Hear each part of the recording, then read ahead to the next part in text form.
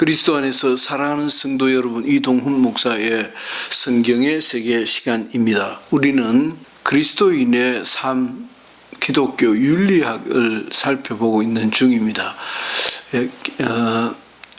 교회론에 관해서 이야기를 하다가 이론 부분과 실천 부분을 나누어서 이론은 교회론의 신학적 성격이 좀 강하고 실천 부분은 결국 그리스도인의 삶 자체를 다루는 기독교 윤리가 아니겠는가 해서 기독교 윤리를 살펴보고 있는 중입니다. 기독교 윤리라고 하는 신학적 성격보다는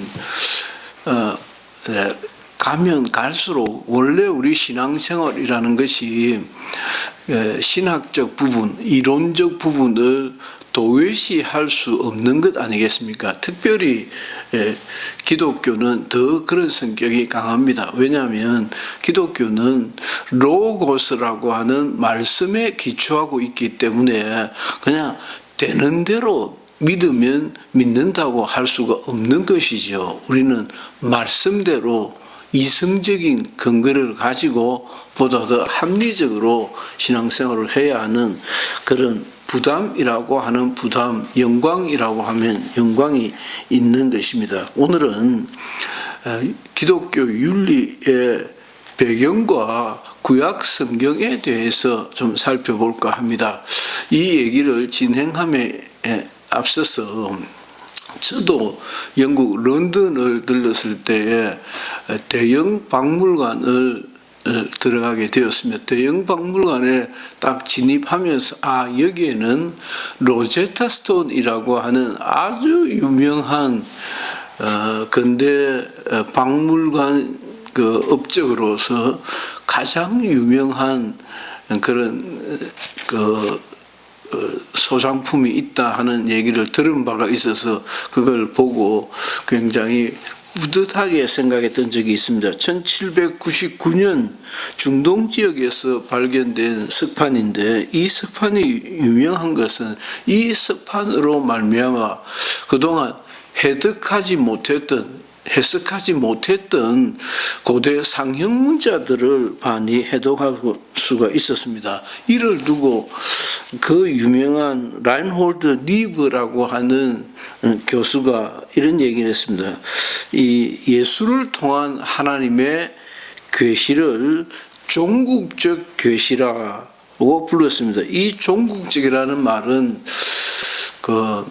최종적인이라고 하는 뜻보다는 아주 중요한 혹은 전과 후가 연결되어지는, 그러니까 예수 이전과 예수 이후 사이를 예수라는 분으로 말미암아 예수 그리스도를 종국적으로 보고 예수 이전과 이후를 연결할 수 있다는 것입니다. 로제타 스톤이 그러한 역할을 했던 것처럼 예수도 그러하다는 것입니다. 로제타 스톤이 발견됨으로써 당시까지 이게 뭔 뜻인지를 몰랐던 많은 상형 문자들이 해독되었던 것처럼 예수 그리스도로 말미암아 구약과 신약의 하고 그 연결고리가 해결되었다라고 하는 뜻입니다. 좀 더 구체적으로 좀 들어가 보면 기독교 윤리의 토대는 말할 것도 없이 성경인 것입니다. 오늘도 성경 읽어야 한다라고 참 주제 넓은 이야기를 했습니다마는 우리는 성경에 기초한 신앙생활을 하는 겁니다. 환원 운동도 그러하고 환은 운동도 그러하고 오직 성경주의도 그러한 것입니다. 종교 개혁을 하면서 솔라 스크립추라 오직 성경으로 성경이 모든 기독교 신앙의 기초가 되기 때문입니다. 그 성경이 구약과 신약으로 이루어져 있고 그 구약을 어떻게 보아야 할 것이냐라고 하는 점입니다. 따라서 성경은 대단히 중요한 기독교 신앙과 신학의 연결고리이기 때문에 이 해결책이기 때문에 성경의 윤리적인 배경을 살펴보는 것은 필요한 준비 작업이다라고 할 수 있겠습니다. 자, 기독교 윤리를 형성하고 있는 이 구약 성경에 대하여 우리가 보다 더 분명한 입장을 가질 필요가 있는데, 첫째는 구약과 신약 사이에 많은 차이점이 있는 것도 사실이지만은 예수는 산상보훈이라고 하는 말씀을 통해서 구약과 신약을 연결합니다.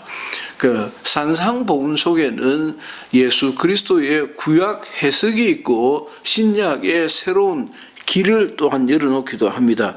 여기에는 자, 일단 이렇게 생각을 좀 해봅시다. 우리가 두 성경 사이에 다양성이 있습니다. 두 성경 사이에 다양한 차이점이 있는데 이를 과장해서 설명하게 되면 다음과 같은 어려운 점이 발생하게 됩니다. 첫째는 어떤 문제에 대해서 성경의 근거를 무비판적으로 구하려고 하는 것은 구하려고 하는 그런 오류를 범할 가능성이 있다 하는 것입니다.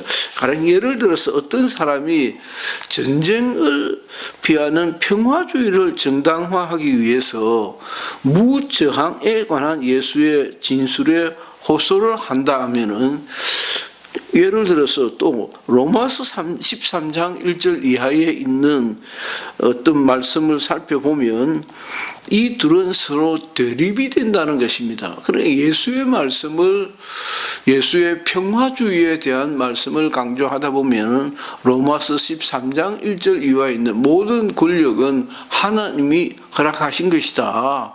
하나님이 허락하신 것과 예수의 평화주의는 어떻게 일치할 수 있느냐라고 하는 곤란에 부딪히게 된다는 것이죠.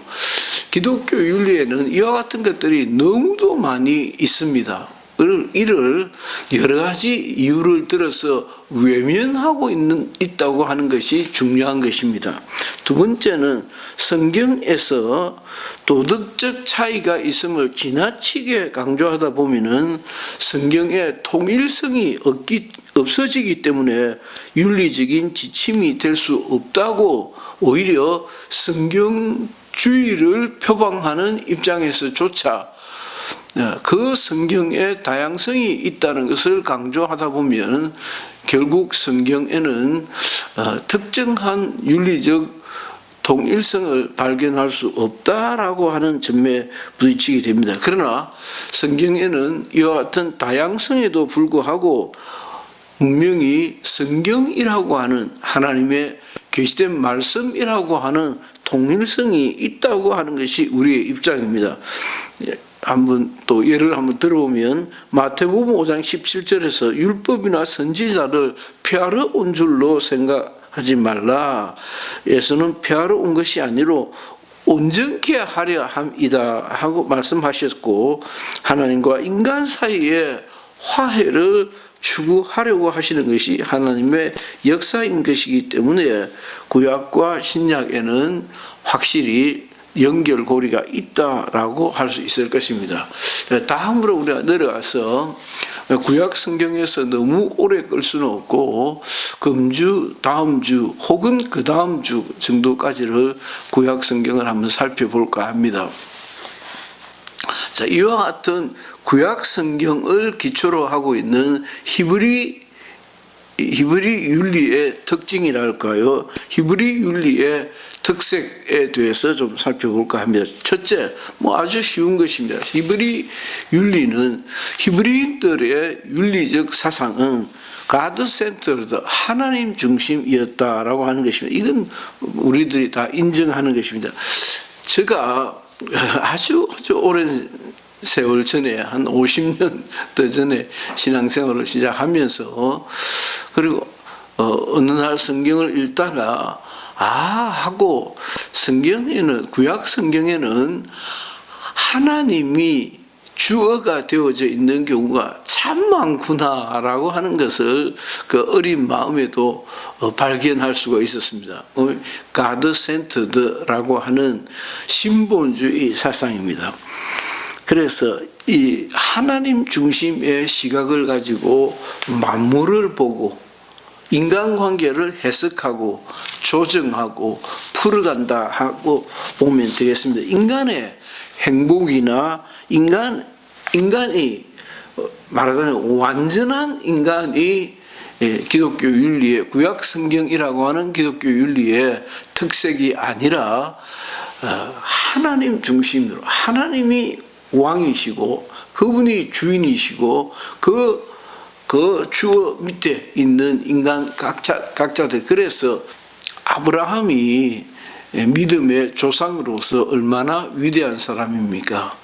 솔로몬이 얼마나 위대한 사람입니까? 구약 성경에 등장하는 많은 선지자들이 성경에 기록되어진 그분들이 얼마나 대단한 역할들을 했습니까? 그러나 구약 성경의 주제는 하나님이시다. 그렇기 때문에 때로는 노아도 사정없이 무너져 버립니다.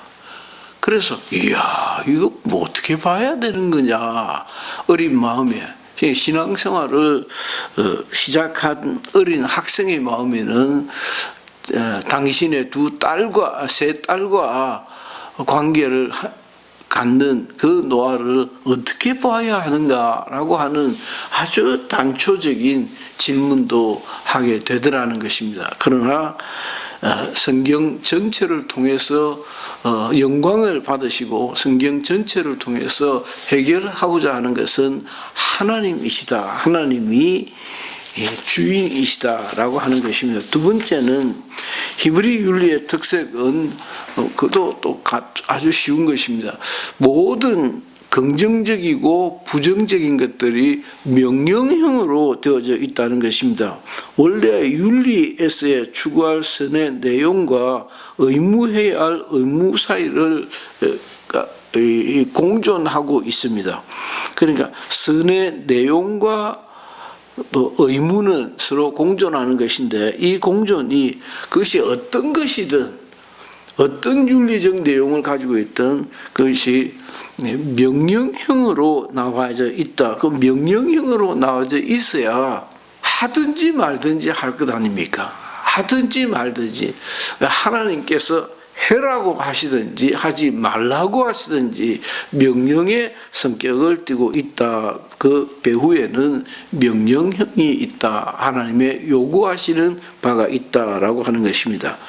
그러나 이것들이 또한 하나님의 일방적인 요구이지만 그 일방적인 요구들을 보면 아주 재미있는 것이 하나님께서 우리에게 7일 안식일을 주셨습니다. 7일 안식일을 주시는데 안식이 없는 삶을 살 수가 없는 것이라는 것이 거기에 깔려 있습니다. 그래서 이야 이게 돈 벌어야 되는데 또 교회 가야 되나가 아니고 하나님께서 우리를 아시는 하나님께서 가장 적절한 방법으로 7일 안식일을 해 주셨는데 오히려 우리들은 지금 6일 그러니까 토요일 주일을 쉬지 않습니까? 토요일 주일을 쉬면서 한국 교회가 굉장히 무너졌다는 사실을 알고 계십니까? 왜냐하면 주일 하나 딱 하루 쉬면 되는데 그 토요일에 해외여행 가버리고 토요일에 캠핑 가버리고 그러면 주일 빼먹는 거죠. 아주 쉽게 주일 성수하는 한국교회의 아름다운 전통이 무너져 갔던 것 중에 하나가 토요일 쉬는 공휴일제입니다. 심지어 최근 대통령 선거에서는 주 4일제 하자는 얘기가 나오고 있지 않습니까? 글쎄 맞는가 모르겠습니다.